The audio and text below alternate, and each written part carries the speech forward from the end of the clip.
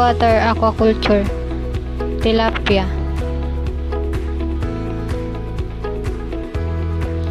Tilapia, it is a type of fish that lives in the freshwater like river, pond, or lakes, but can have high adaptability to saline water.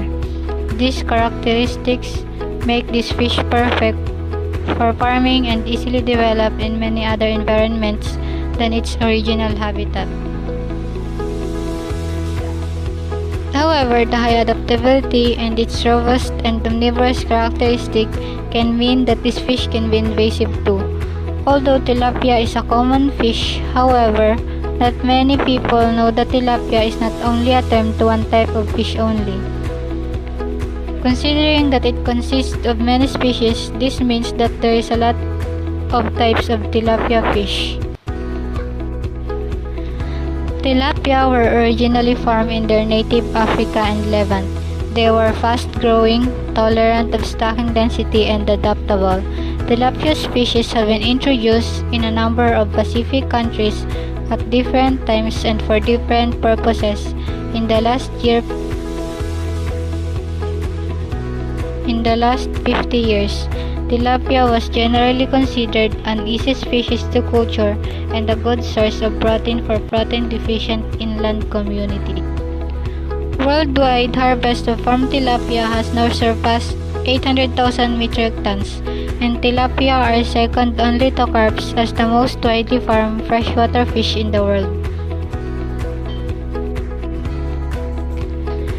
Tilapia, like other fish and animals, come in a variety of species. Three of the most commonly fished and eaten species of tilapia are Nile tilapia or Euchromis niloticus, blue tilapia or Euchromis aureus, and Mozambique tilapia or Euchromis mozambicus. Varying in shape, size, and color, these three fish differ from one another in more ways than just how they look.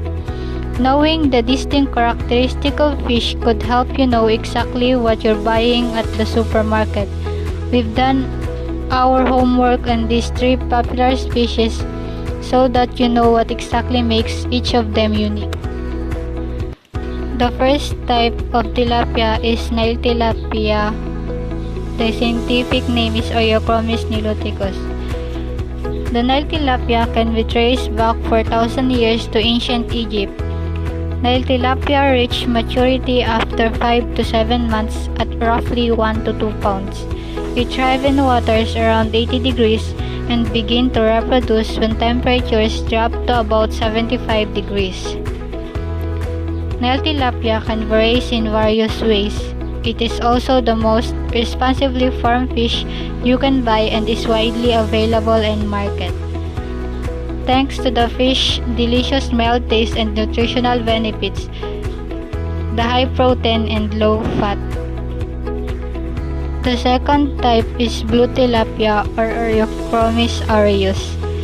It originates in North Africa and Middle East, often blue-gray with a pink-white belly, and can be found in abundance in Florida's lakes, rivers, and streams. Blue tilapia takes much longer to reach maturity than Nile tilapia and commonly reaches to 2 to 4 pounds within 3 years. It can grow up to 20 centimeters. The largest blue tilapia ever recorded was 53 centimeters long with 4.5 kg in weight. Mozambique tilapia, scientific name Euchromis mozambicus. This species of tilapia is native to Africa and was introduced to the United States for sport fishing and even as means of aquatic plant control. This species is easily recognizable because of its olive gray tone and yellow belly. This species can reach over 2 pounds in a year. It is great for farming purpose because it is readily adapting to new conditions and the available of food source.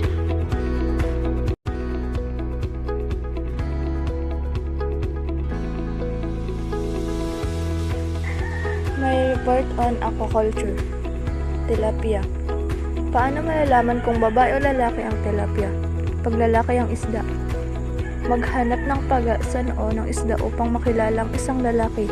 Maingat na tingnan ang mukha ng isda sa pagitan labang ng mga mata at sa itaas ng bibig. Kung mayroon itong isang malaki na kausli na paga, mayroong isang magandang pagkakataon na ang isda ay isang lalaki. Ang bukol na ito ay tinatawag na isang nuptial hump na mayroon ang isang isdang lalaki.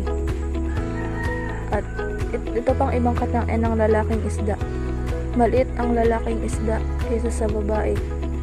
Ang mga lalaking isda ay may posibilidad na lumago ang bristles, bugal o makintab na kaliskis sa panahon ng pag-aanak upang maakit ang mga babae.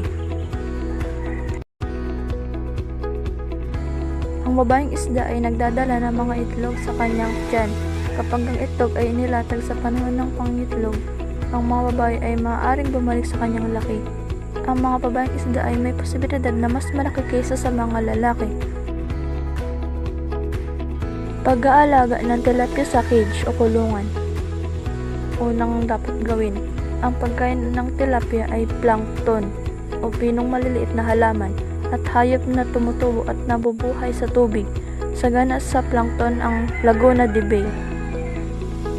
Mabilis ang paglaki ng tilapia. Ito'y lumalaki mula sa fingerling size ng 120 gram hanggang 150 gram. Bawat isa sa cage sa loob ng 3 hanggang 4 na buwan. Mabilis ang pagdami ng similya ng tilapia. Madali at di maselang alagaan. Popular ito tulad din ng bangus. Good day everyone, my name is Joella Joy I. Dominguez. Freshwater aquaculture, catfish. So what is catfish? Catfish, common name applied to members of the fish families constituting the order Siluriformes, found in fresh and coastal waters. Catfish are named for the barbed whiskers around their mouths and have scaly skins, fleshy, rayless posterior fins, and sharp defensive spines in the shoulder and dorsal fins.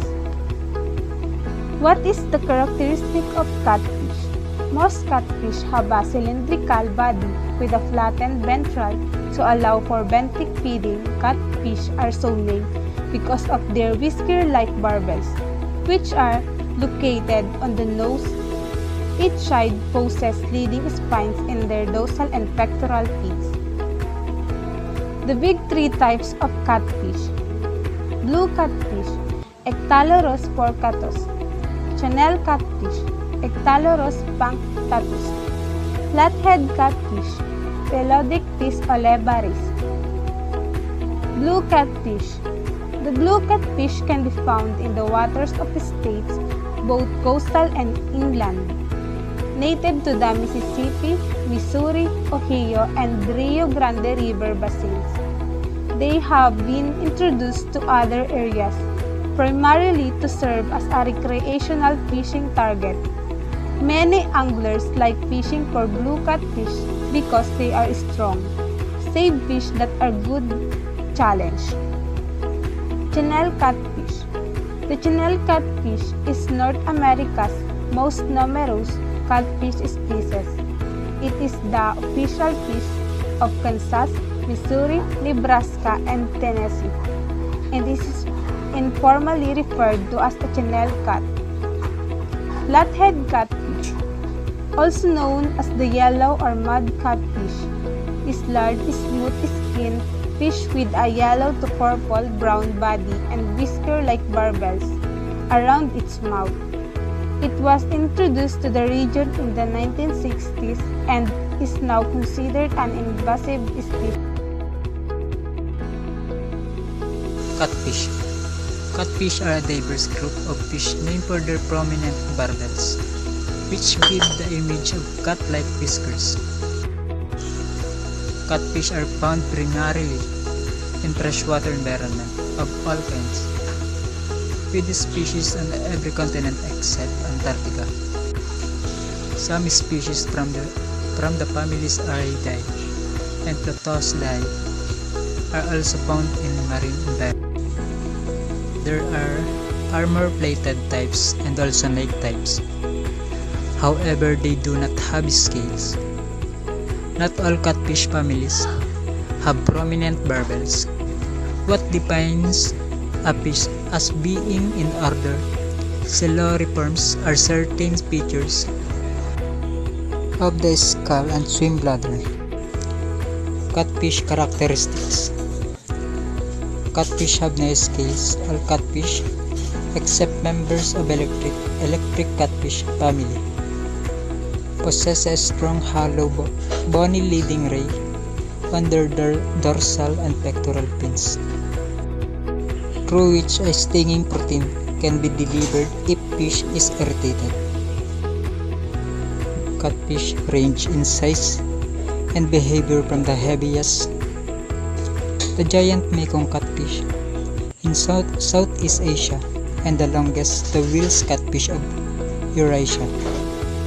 The average size of the species is about 1.2 meters to 1.6 meters, and fish more than 2 meters are very rare. The largest specimens on record measure more than 2.5 meters in length and sometimes exceed 100 kilograms in weight. Catfish spawning habits. Spawning habits vary between catfish species. Catfish such as the channel catfish, the blue catfish, and white catfish are nest builders. Spawning occurs mostly in rivers and streams in the spring and early summer when water warms to 70 to 85 degrees Fahrenheit. Catfish also will spawn in larger lakes where suitable habitat is available. Eggs are deposited in nests secluded under banks or logs or over open bottom. The male chooses the nesting site, often a natural cavern or hood, clears the nest and guard the eggs and young.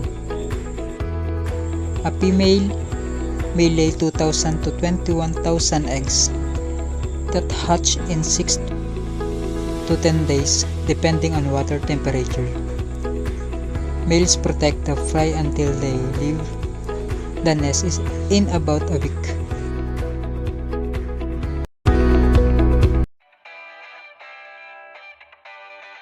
What is milkfish?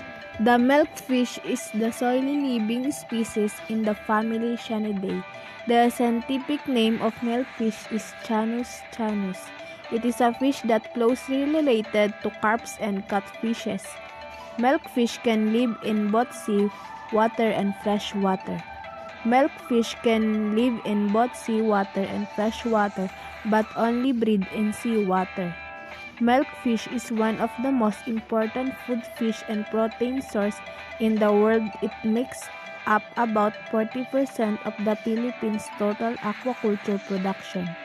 Milkfish culture is carried out mainly in brackish water ponds production. Methods intensified and supplemental is increasing used to supply the increasing in demand. Milkfish aquaculture began around 4 to 6 centuries ago in Indonesia, Taiwan province of China, and the Philippines. Methods of culture in a variety of endures are continually being refined. Large investment in infrastructure research, lending, and training in support of the milkfish industry have been made in Philippines. The milkfish is often collected when young and raised from food in brackish or freshwater tropical ponds. It is toothless herbivore, 1 to 1.5 m to 3 to 5 feet or more in length with a deeply forked tail. This topic focusing the milkfish freshwater aquaculture. One of the freshwater is pond. If you want to grow milkfish in a pond, you will have to catch babies from the sea and put the pond. To maintain good growing conditions of milkfish in freshwater, it is important to keep the water healthy and green and feed the fish regularly. Milkfish have a generally symmetrical and streamlined appearance with a sizable four-caudal fin. They can grow to 1.70 meters but are most often about 1 meter in length. They have no teeth and generally feed on algae and invertebrates. Habit and habitat. Milkfish is a large, long-lived species and its habit, behavior, and food habits changes with size and its stages in the life cycle. Essentially, marine fish of the Indian and across the Pacific Ocean tending to school around coast and island with reefs. Maturation is reached rather weak season, April to July and September to November. Late in life, at least age 4 years, and males and 5 or older and females. Fertilization and external. The eggs rain released in the open sea near the shore do float to the surface. As many as 7 million eggs have been estimated to produce by a single large female. All attempts to obtain from females either by the natural spawning or by stripping in ponds have failed. In other milkfish spawn only during summer. Fish feed are two types, such as natural feeds, plankton, benthos, which is produced in ponds by minoring. The other is supplementary feeds such as rich bran, wheat bran, sesame oil cake, mustard, oil cake, grasses, etc.